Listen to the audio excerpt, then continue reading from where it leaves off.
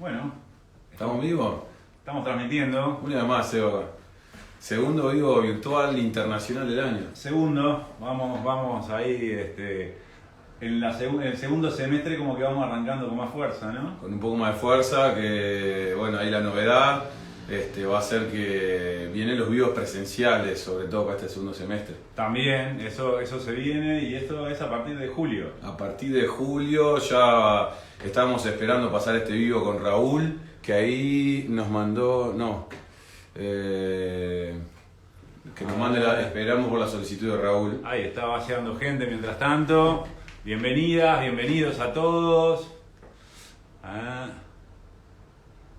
Bien, ahí va llegando. Mirá, ahí se unió Raúl también, ahí lo veo aparecer. Ahí lo vemos. Vamos a requerir la solicitud tuya, Raúl, y cuando llegue, o capaz que ya llegó y no la vimos, porque está conectándose mucha gente. Ahí está. Ahí. Ahí va.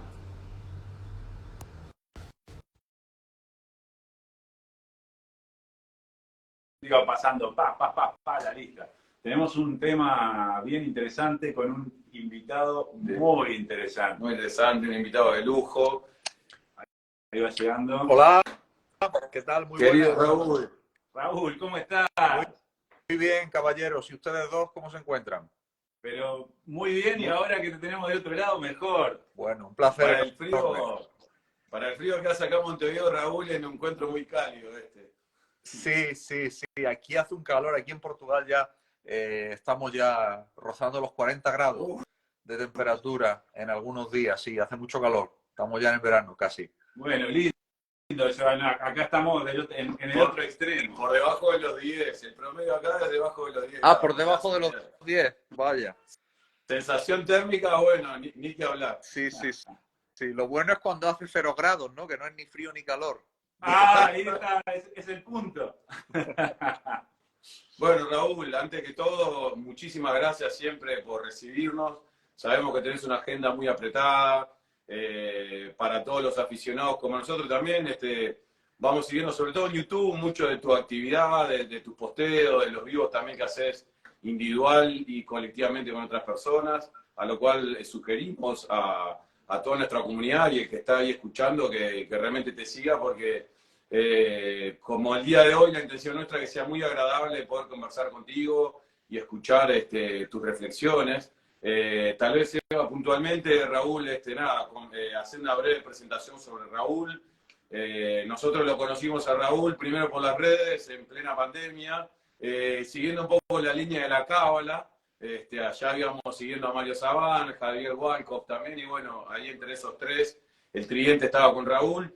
Y bueno, aparte de esto, ser un maestro cabalista, también tiene, bueno, reconocerle, destacarle la parte más formativa, Seba.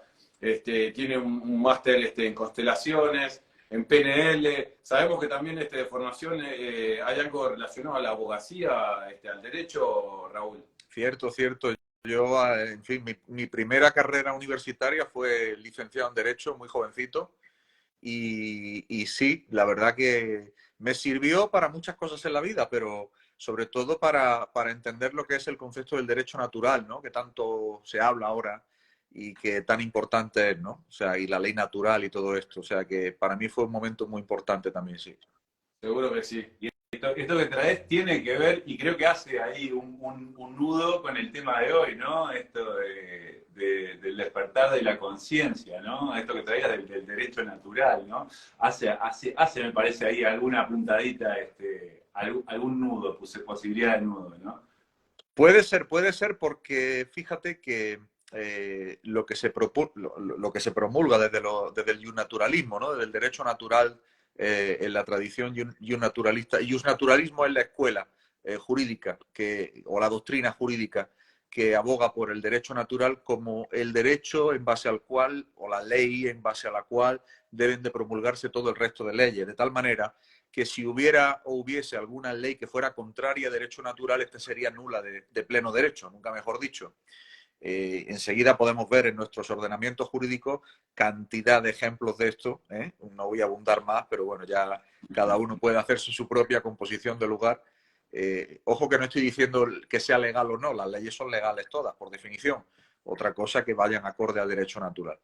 Y sí, tiene mucho que ver con el despertar de la conciencia, Sebas, porque fíjate que cuando uno analiza, a mí me pasaba, incluso cuando era niño, cuando era niño me preguntaba, pues las preguntas que imagino nos hemos hecho todos de niños, ¿no? ¿Por qué hay hambre en el mundo? ¿Por qué hay guerras? ¿Por qué hay gente que sufre? ¿Verdad? Y yo ya desde pequeñito ya me preguntaba estas cosas, yo era un niño muy raro. Y veía cosas que no cuadraban, ¿no? Con lo que yo creía que tenía que ser, ¿no? O sea, de manera que yo ya tuve dentro, supongo que con muchos de vosotros que me oís, un cierto sentido de la justicia, pero de la justicia natural, es decir, de la ética natural. ¿Mm? Esto liga con lo de la ley natural, obviamente. Y claro que el niño en ese momento es donde tiene una conciencia más despierta en el sentido de que está más cercano a los mundos espirituales, porque recién casi acaba de llegar de los mundos espirituales. Acaba de llegar, aterrizó en un cuerpo físico, pasó poquito tiempo, 2, 3 años, todavía es poco, todavía no está muy bastardeado, y es capaz todavía de tener esos insights, esas intuiciones que le hacen conectar con lo que sería el mundo espiritual, la fuente más pura. Allí donde la conciencia, digamos, es todo, ¿no? Eso luego se va perdiendo con la edad, se va perdiendo con el amaestramiento, con la domesticación. Nunca diré con la educación, porque para mí no existe tal cosa. Desde los sistemas públicos lo que hay es amaestramiento, domesticación, etcétera, etcétera. Pero eso luego se va perdiendo porque el niño no tiene más remedio que ajustarse a un modelo social que se le da y que los papás le exigen si el niño quiere recibir ese afecto. El niño necesita el afecto y el niño no tiene opción. Tiene muy pocas posibilidades el niño de exigir nada y que se le dé, a no ser que cumpla con el modelo. Y si cumple con el modelo, sabe perfectamente, yo lo supe siempre, que no era yo mismo. Era una versión de mí mismo que cumplía con el modelo, pero no tenía nada que ver conmigo aquello. Nada en absoluto. Y Bueno, así es como uno se va dando cuenta de que nacimos muy pegados a una conciencia, digamos, muy alta en cuanto a cercanía con la fuente y poco a poco se pierde y ahora recién en un momento donde hay mucho dolor volvemos a ganarla, ¿no? en ese sentido, sabes que yo le decía a Cristian antes de empezar, que a mí este tema me hacía justamente, me lleva mucho a los primeros pasos de la psicología y de nuestra disciplina, puntualmente a los inicios del psicoanálisis. Y si te pones a pensar en esto, Freud justamente de lo que hablaba es que, bueno, pensaba en el psicoanálisis o la psicología como el estudio del alma, ¿no? Porque hay muchas personas que piensan que la psicología tiene que ver con la cabeza o el pensamiento. Sin embargo, esto se trata del estudio del alma. Y en esa primera tópica freudiana que esbozó, hablaba esto como hizo como una división geográfica del alma entre esto de lo consciente y lo inconsciente, ¿no? Esta división en la cual hay algo que nos es accesible y hay algo que nos es más inaccesible. Y también, pensando en esto que vos traías, Raúl, yo creo que esto tiene que ver también con, bueno, justamente la socialización, el adoctrinamiento, ¿no? Social, lo que va llevando es a generar represiones, según el psicoanálisis, y hay toda una parte que entonces se reprime a esa parte que nos es inasequible, por lo menos a voluntad propia o en el momento, ¿no? Entonces, es bien interesante para pensarlo esto, porque más allá, porque a veces las personas piensan que esto del despertar de la conciencia lo piensan desde un lugar como capaz que más místico, y hay muchos desarrollos en relación a esto, ¿no? Capaz que no está puesto desde el lugar que se puede hablar hoy o desde el lugar que se está buscando. Creo que hoy hay mucha búsqueda de esto de la conciencia en otros lugares y de los despertares, pero si nos ponemos a pensar por lo menos esto, ¿no? Desde el lugar de la psicología está esbozado ya hace mucho tiempo esto, ¿no? Esta división del alma en el consciente y el inconsciente y la imposibilidad de acceder a esas cosas que van quedando reprimidas, y la represión tiene que ver siempre con esto que tú decías, con que el niño va asimilando la cultura, la doctrina, la creencia de la cultura a la que pertenece, y eso va generando un corte con el todo, que éramos todos cuando llegamos, ¿no?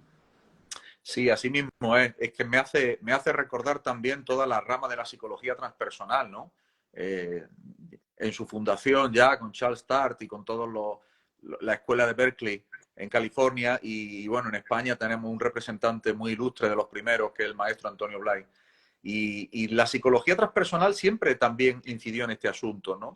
Es decir, ella distinguía en que había como dos dimensiones del ser humano, una dimensión horizontal o psicológica, si queremos así, donde actúa, además con mucha vehemencia, esa división a la que tú recién acabas de hacer referencia, freudiana, del consciente, inconsciente, ¿verdad? Y donde hay un trabajo que hacer, que es fundamentalmente limpiar el inconsciente, o por mejor decir, traer lo inconsciente al consciente. Y luego otra línea vertical que tiene que ver con los niveles superiores de conciencia.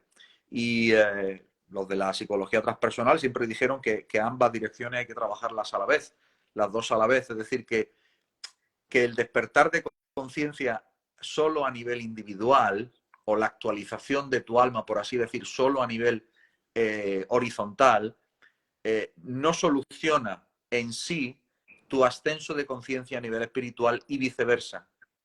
Entonces, hay que hacer los dos a la vez, hay que hacer los dos vectores a la vez. Y esto me parece que es un apunte muy interesante, en el que también, por supuesto, inciden las enseñanzas de la Cábala, ¿no? Ya hablando de la Cábala y el despertar de conciencia, lo que para mí tiene de destacado es que asume postulados tremendamente prácticos, que podrían ser asumidos por cualquiera de las psicologías más prácticas. Es un manual de psicología, en el sentido de que es un manual de cómo conducirse por la vida, y de cómo no generarse o cómo no caer en situaciones que te generen traumas o mayores dificultades para poder desarrollar eso que tú eres en esencia. Y por otro lado, la Cábala apunta muy alto a los niveles superiores de conciencia, indudablemente, ¿no? Ya desde las propias letras hebreas, desde el propio trabajo con las letras, desde las meditaciones cabalísticas, desde el propio estudio. Entonces, bueno, yo ahí veo que en la Cábala hay en fin, un enfoque muy completo, a mi juicio, de lo que sería ese trabajo en esas dos dimensiones, en esos dos vectores a la vez. Ahí, siguiendo un poco esta línea, Raúl, ¿cómo comenzó esta charla, no? Tal vez, a ver si querés compartir en esto, yo creo que sí, pero bueno, sería a ver si esta idea de cómo desarrollar nuestra espiritualidad, creo que ha caído en una confusión cultural en esto incluso lo puedo hablar a título personal, Raúl, en otros años pasados míos, que tal vez no hubiera hecho este movimiento de despertar de la conciencia, podríamos decirlo así.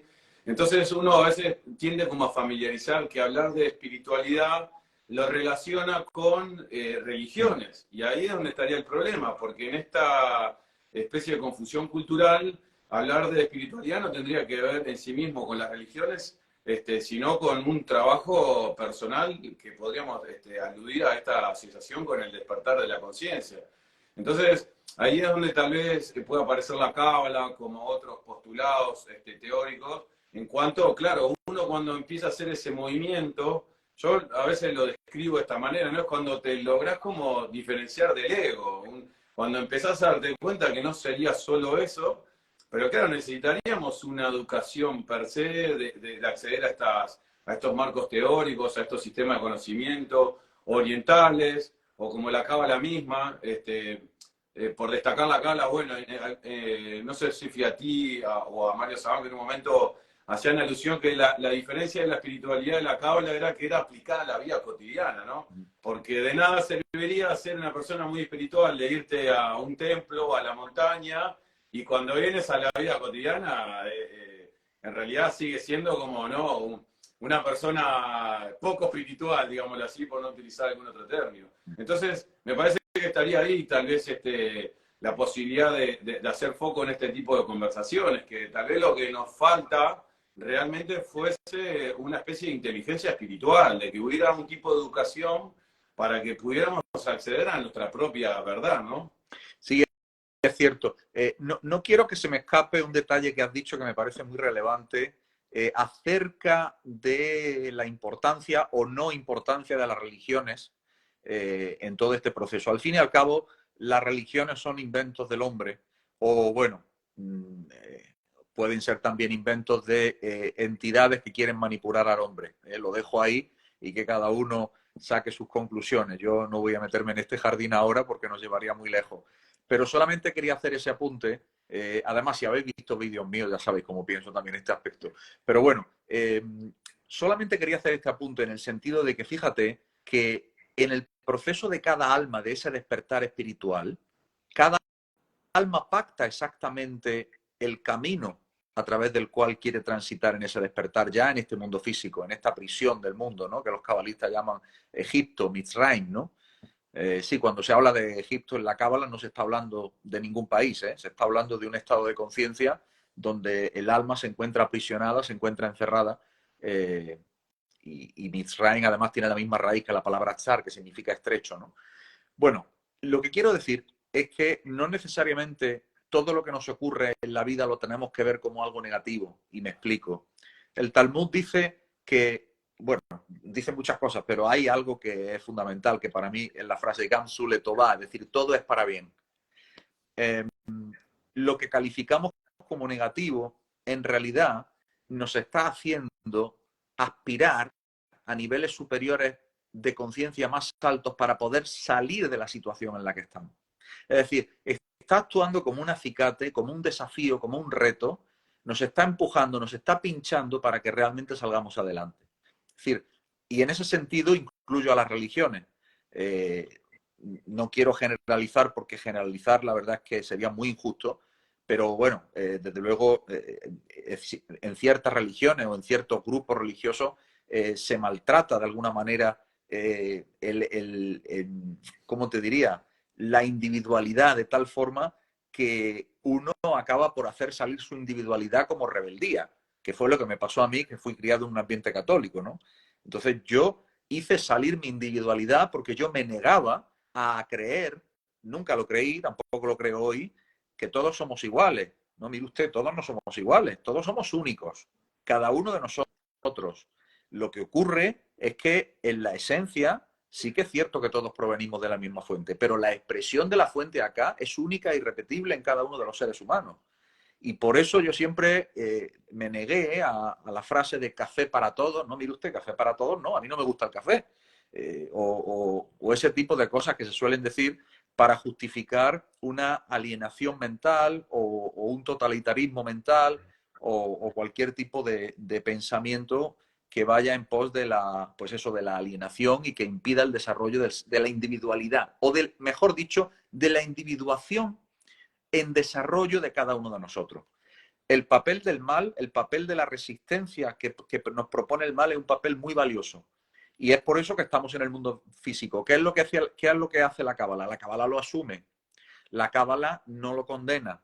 Tampoco lo busca, pero no lo condena en el sentido de decir, como decía un gran maestro de Cábala, tú tienes que ir a buscar los momentos buenos de la vida porque los malos ya vienen solos.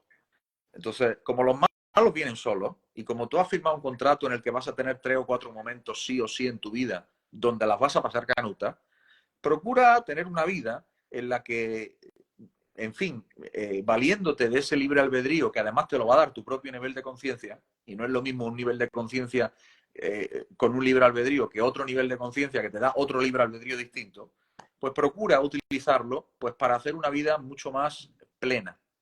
Pero sí, es cierto, estoy completamente de acuerdo con la visión de Cristian, en este caso, de que realmente estamos en un punto en el que las religiones han sido útiles para causar esa presión, pero yo creo que ya estamos sacudiéndonos la presión, y ya no solamente de las religiones, sino de cualquier sistema de pensamiento único.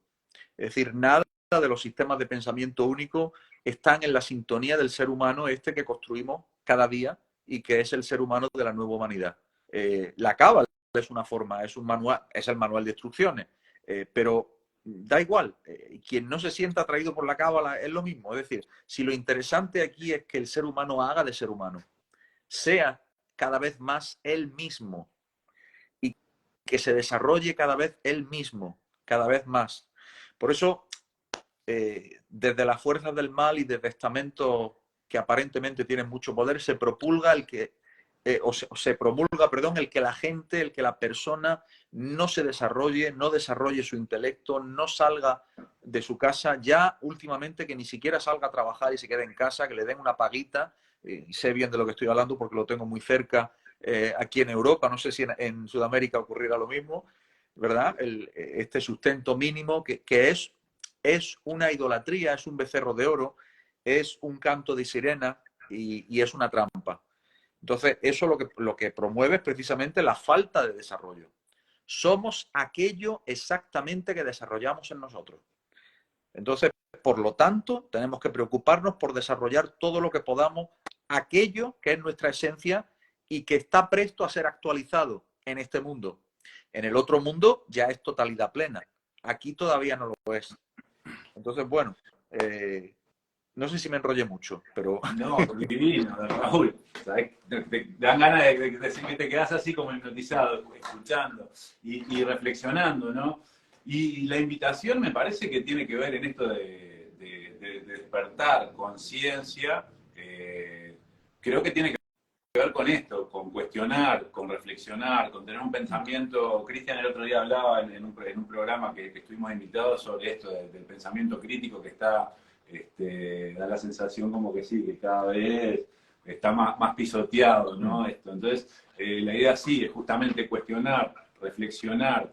En esto que vos traías también, Raúl, me venía bueno, otro psicoanalista, Carl Jung, a la mente. Y él decía algo así como el camino no está ni en las leyes, ni en las doctrinas, ni en las religiones. Es decir, el camino está en nosotros, ¿no? Entonces ahí también hacía una invitación, y en el libro rojo él hablaba mucho sobre esto de el espíritu de la actualidad, de la hora, del momento, y el espíritu de lo profundo, que hay que poder diferenciar, ¿no? La vida que se te propone como una vida dada, esta vida adoctrinada que intenta cegar muchas de las posibilidades. No sé si tiene que ver con el desafío que venimos a llevar adelante en este camino, como decías vos, poder generar reflexión a partir de todo esto que se nos ha dado y que creemos que es así, esto es la vida, esto es el mundo y es la forma de vivirla, ¿no? Y es lo que hay, se dice acá en Uruguay, como de, bueno, está, el lo dado, ¿no? Pero esto, salir a trabajar, no cuestionar las leyes, ni las doctrinas, ni las creencias, ni las verdades. Y hay que pensar que las verdades van siendo distintas a cada momento y en cada lugar.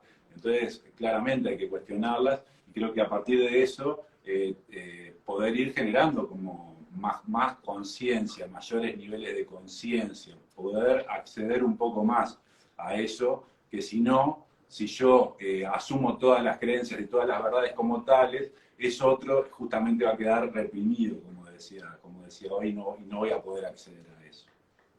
Sí, sí, es completamente así. Estoy completamente de acuerdo contigo, Sebas.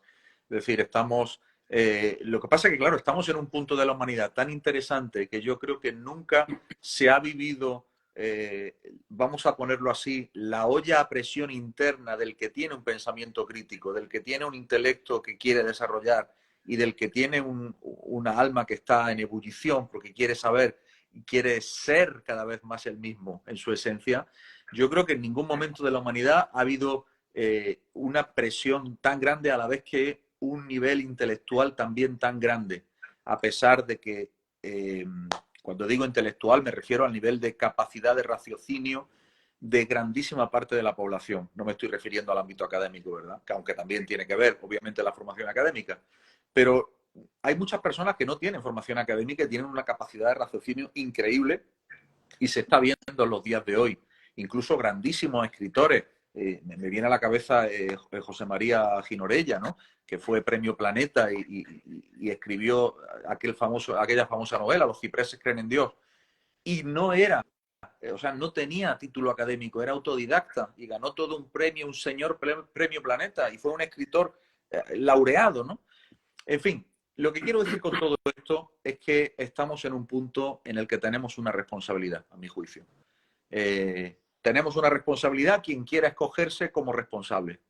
Quien no quiera escogerse, quien quiera seguir sentado en el sillón recibiendo la paguita y tomando mojitos en la playa, está perfecto, que lo haga.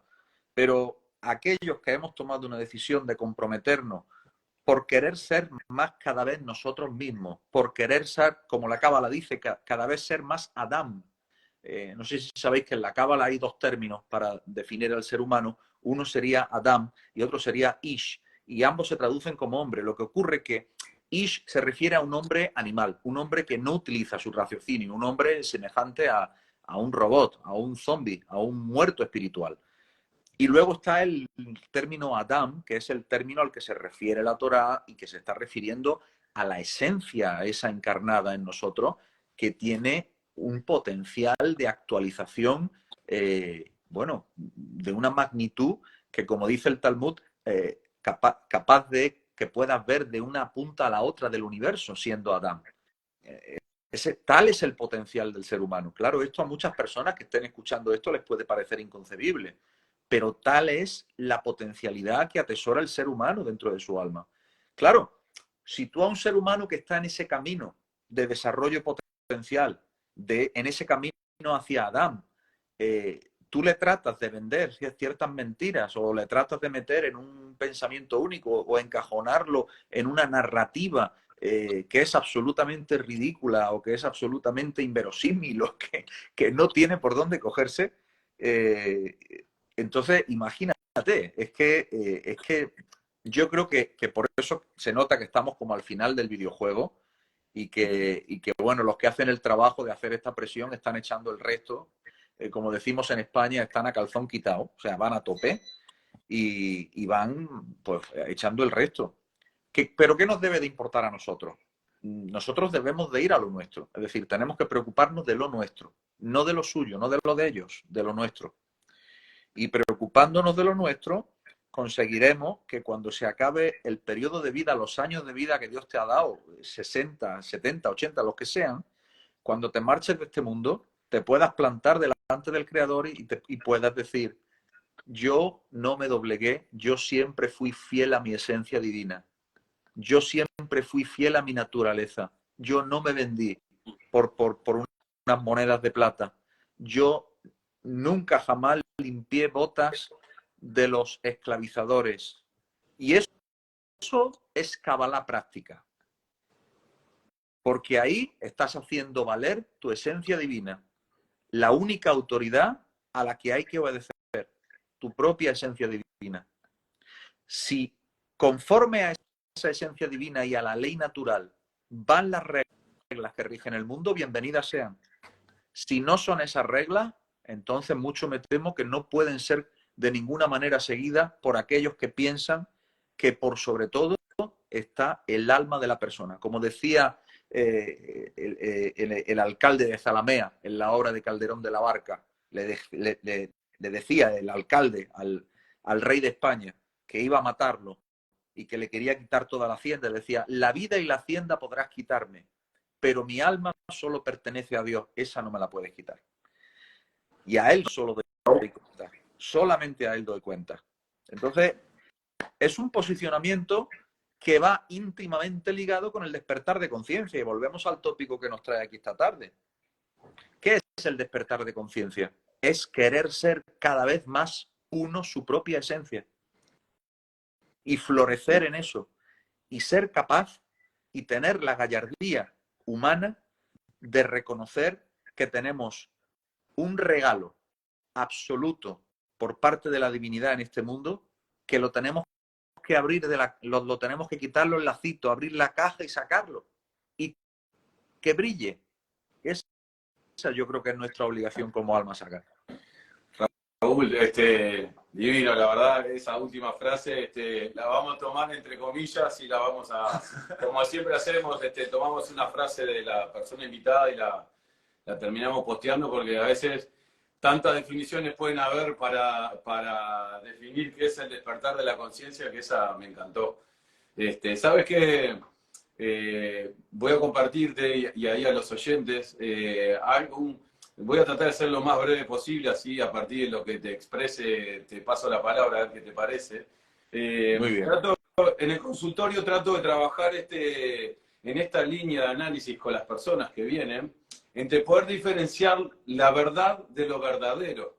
Y en esta línea que venimos hablando de la verdad, ¿no? Como si fueran dogmas, yo las entiendo las verdades como si fueran como un producto empaquetado, ¿verdad? Cuando tú no lo abres, en realidad estás dando por entendido que esa verdad puede ser que tenga un origen natural, un origen universal, y en cierta medida podríamos aludir que las verdades tienen, bueno, hay verdades que son religiosas, pero quiero hacer hincapié sobre todo en este punto también, Raúl, que creo que estamos asistiendo globalmente, sobre todo porque no es una cuestión regional de nuestras latitudes, creo que sobre las verdades científicas, creo que la ciencia también hoy se va posicionando en un lugar que antiguamente no es que no hayan existido más, ¿no? Pero ese poder religioso, ese poder político, ese poder económico, oye, podríamos decir que y no es que todo lo que diga la ciencia esté mal en sí mismo, que se comprenda este ejercicio de reflexión de mi parte, sino lo que quiero aludir, a mí me rechina un poco cuando la ciencia queda colocada como policía de la verdad. Como si no lo dice la ciencia, entonces en realidad eso no tiene validez. Entonces me da la impresión que mucha gente se vincula, ya sea por verdades científicas, verdades religiosas, se vincula con otras personas, en un vínculo de pareja, en un vínculo de amistad, en un vínculo familiar, con verdades que no las revisa. Entonces, lo que yo le hago saber a la gente, en esta idea del despertar de la conciencia, que la verdad entendía a veces como traen la neurolingüística, ¿no? Entendía que es, antes que todo, una función de lenguaje, y que la verdad en realidad lo que busca es un consenso social para que se legitime como verdad, pero en realidad la gran diferencia entre verdad y verdadero, yo digo que la experiencia personal de algo que alimenta el despertar de la conciencia, seguramente si es verdadero para ti y que no aplica en algo que se dice como verdad, es porque le estás dando sentido a tu experiencia inmediata y no sentido a una idea. Porque en la mayoría de los casos nos vinculamos siempre a través del mundo de las ideas, pero en realidad cuando voy a la experiencia eso no tiene sentido para mí. Entonces, intento aludir a la gente que en este desarrollo de la espiritualidad tendría que diferenciar por lo menos de verdad, de verdadero, porque algo que es verdadero para mí seguramente ya alcance. No estoy buscando que algo verdadero para mí tenga un consenso social, porque tal vez el que está al lado mío no despertó de conciencia todavía. Entonces, ¿cómo hago para explicarle algo que es personal? Eso como punto de partida, ¿no? Diferenciar entre verdad y verdadero. Y después lo segundo, ¿no? En esta idea de poder diferenciar en lo que hace a las doctrinas, como veníamos hablando, que muchas veces nos invitan a darle sentido a la vida tras el mundo de las ideas, pero que poco a veces hacemos hincapié en el sentido de la experiencia nuestra inmediata, ¿no? Bueno, me han lanzado ahí varias bombas atómicas que no sé por cuál ir. Voy a tratar de ir una por una. Vamos a ver, vamos por partes. Es muy interesante esa reflexión. De entrada te diré que estoy de acuerdo totalmente con esa apreciación que hace entre verdad y verdadero, en el sentido de que lo verdadero sería la experiencia personal de lo que a mí me sirve, de lo que puede ser verdad para mí y puede no ser verdad para otro. Yo el otro día, fíjate, me ocurrió una anécdota que quiero compartir aquí. En una de mis redes sociales publiqué un short en el que parafraseaba la frase de un famosísimo periodista español que decía que la verdad, perdón, que decía que la unanimidad es propia de tontos. Claro, cuadra muy bien con lo que tú dices y también con la frase que yo dije antes del café para todos. Es decir, claro, en este mundo físico, en este mundo con esta influencia cultural, ojo, cultural por llamarlo de alguna manera, porque, en fin, llamar cultural a según qué cosa, ¿verdad? Pero bueno, para que nos entendamos todos, con esta influencia cultural que tenemos, en fin, llamar verdad a según qué cosas, pues tiene tela marinera, ¿no? Pero claro, la unanimidad es propia de tontos, con toda la razón del mundo, decía este señor, y creo que poca gente lo entendía. Tampoco lo entendió alguien que me recriminó mi comentario. Tengo que decir que no me trolean mucho, pero a veces sucede. Bien. A veces sucede. Sí, yo no tengo haters, es una cosa rara, pero bueno, de vez en cuando sucede.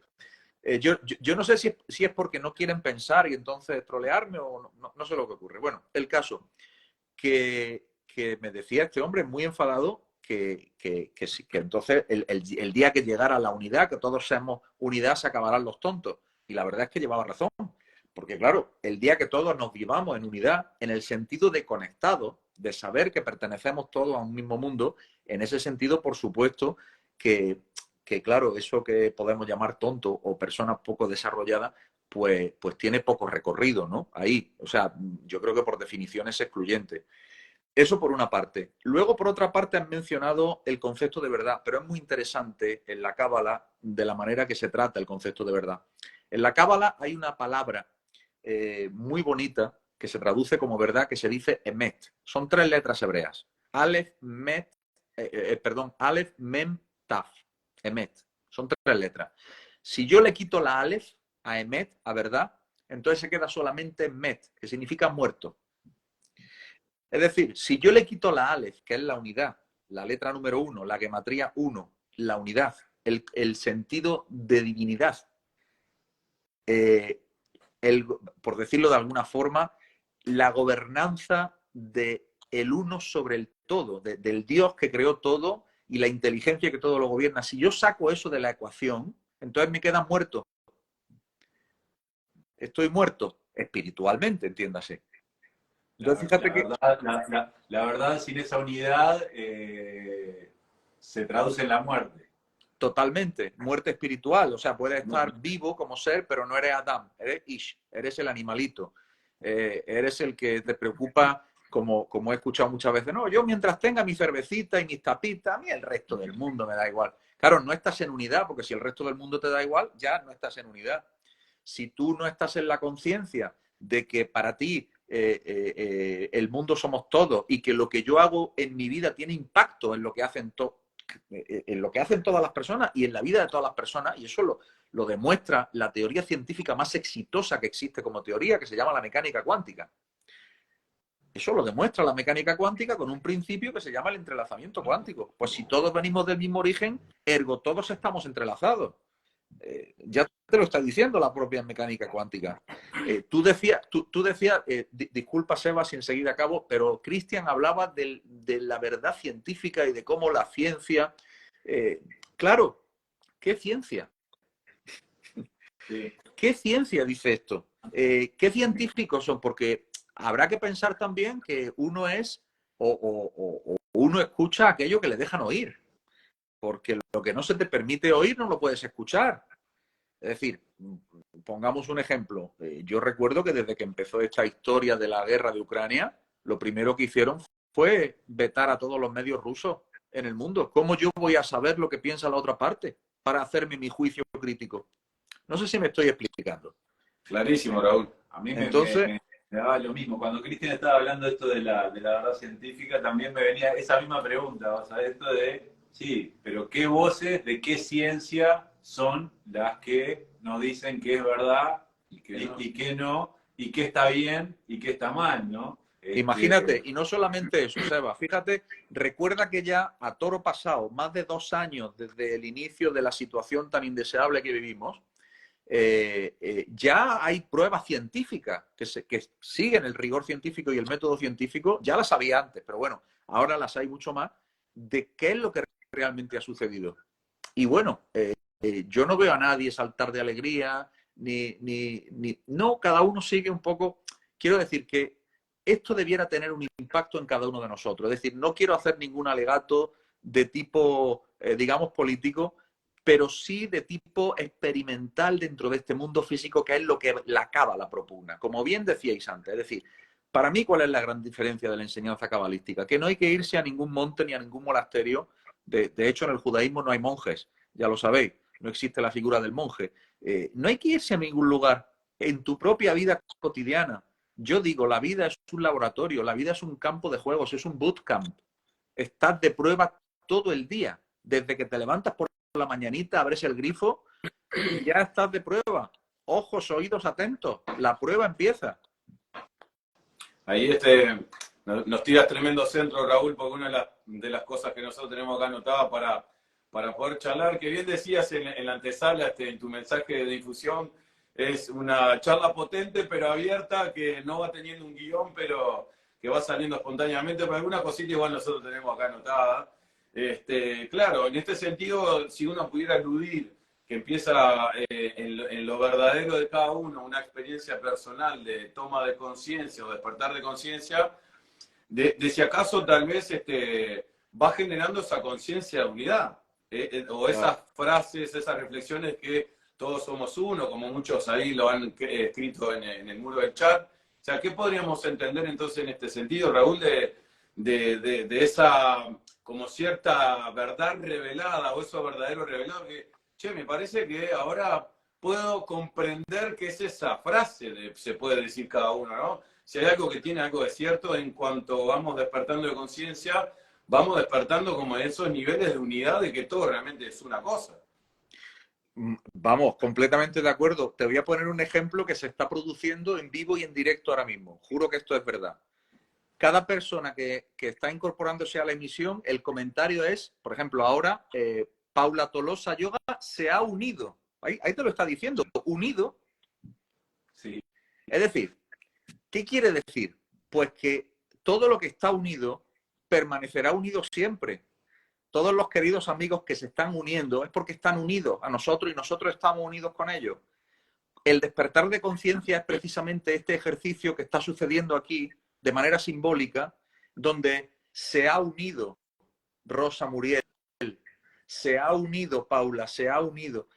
Las chispas se van uniendo y se hace un egregor, una conciencia global, y al final la conciencia es cada vez mayor y acaba fundiéndose con la fuente, que es lo que en la cábala se llama el Mesías. Es decir, el Mesías no es un señor que viene a salvarnos y que no os preocupéis, chicos, quedaros en el sofacito, que yo os voy a salvar. Vosotros tranquilitos. ¿Queréis una cervecita? No hay problema, quedaros en el sofá. No, no funciona así. Mesías es un concepto de una chispa interior de uno cuando alcanza un determinado nivel de conciencia. Es un nivel de conciencia. Entonces, en ese nivel de conciencia en el que está el ser humano, que se hace este tipo de preguntas, como tú muy bien decías también, Cristian, y este tipo de preguntas tan profundas que a su vez llegan a una respuesta, que a su vez te llevan a otra pregunta, que a su vez te va a otra respuesta, y ese es el ciclo pregunta-respuesta tan traído y tan llevado por los cabalistas, ¿no? Total. Sí. La invitación es como esto, ¿no? A seguir cuestionándose, a seguir reflexionando, a pensar una y otra vez, para poder encontrar, bueno, ahí Michel Foucault que decía esto de buscar más que la verdad de la historia de nuestras verdades, ¿no? Que eso es lo interesante.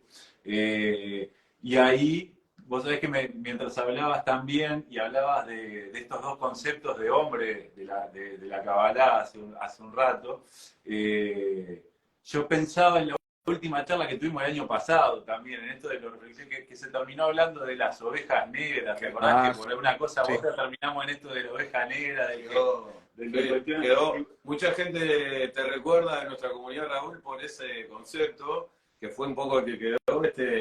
Mucha gente se sintió identificado y fue como que revitalizó el concepto, porque culturalmente podríamos decir que la oveja negra es la persona donde queda colocada, a veces en la familia, o personalmente en la sociedad, es como mucha resignación, resentimiento, enojo, no me entendieron, pero después de esa charla se revitalizó. Sí, y en esto, ¿no? Y pensando en esto que es lo que nos trae hoy, el tema este del despertar de la conciencia, o el generar, por lo menos el generar un poco más de conciencia sobre cada una de las acciones que tenemos, cada una de las palabras que decimos, ¿no? En el día a día, en el cotidiano. Esto, qué bueno que está poder cuestionarse las cosas, ¿no? Y preguntarse, sí, esto está bien, ¿por qué es lo que está bien? Bueno, pero ¿por qué está bien? Y no es fácil, ¿eh? Y no es fácil no estar es fácil. atento y ahí, todo el día. Me parece que, claro, mucha gente termina, por eso me acordé, ¿viste? Ahora mientras hablaba de esto también, de ese concepto. También pensé, y en estas dos versiones de hombre que vos hablabas de la Kabbalah, estas dos posibilidades, me disparó también un poco ahí hasta Nietzsche, ¿viste? Y así habló Zaratustra ahí en la introducción, y esto del camello, ser un camello y vivir en el tú debes, ¿no? Y después, bueno, pasar a otros estados, en referencia a esto, bueno, León, que basado en el yo quiero, y después pasa de vuelta, ¿viste? al bebé, a esto que está representado en el bebé, que me parece que también circula con lo que empezaste hablando, cuando llegamos acá y estamos conectados con el todo, ¿no? Sí. La verdad que existe una versión cabalística de esto de Nietzsche que me cuentas, y la versión es la famosa pirámide de 5 niveles bueno, que está en los estudios cabalísticos más antiguos, muy difundida últimamente por Michael Lightman, el gran rabino cabalista, y que habla que efectivamente cuando uno llega a este mundo, lo primero es cubrir sus necesidades, un poco en la línea de Maslow, ¿no? De la pirámide de Maslow, ¿no? Sí. Lo que pasa es que ahí los cabalistas marcan 5 niveles muy claramente que tienen que ver con los 5 mundos del árbol de la vida. Claro, ahí hay como una correlación muy precisa. Para quien no lo sepa, bueno, de los que nos estén escuchando, el árbol de la vida en realidad simboliza nuestra alma, así de simple y de complejo a la vez. Pero en esta pirámide existe ese movimiento hacia buscar, como te digo, la esencia, pero para bajar la esencia al mundo físico, no para perderse en la esencia de arriba, sino para bajar lo que las cabalistas llaman bajar Keter a Malhut, es decir, los niveles más altos de conciencia aquí abajo. Volvemos al concepto de Mesías. Eso sería el concepto de Mesías. El que es capaz de subir muy alto, muy alto, muy alto y bajarlo aquí abajo y hacerlo físico. Y de esa manera transformar este mundo. Porque este mundo fue creado incompleto, nos enseñan los cabalistas, para que el ser humano llamado Adam, no Ish, sino Adam, fuera capaz de terminarlo. Si Dios, el creador, crea el mundo y dice, te lo dejé sin terminar, termínalo tú. Y en eso estamos. Tremendo. Pero cada uno tiene que empezar por terminar su propio mundo, el particular. Raúl, ahí comentarle a la gente en estos más o menos 13, 15 minutos, intentando hacer una hora de conversación y no. Nosotros nos quedaríamos 2 y 3 horas. Esto para nosotros es como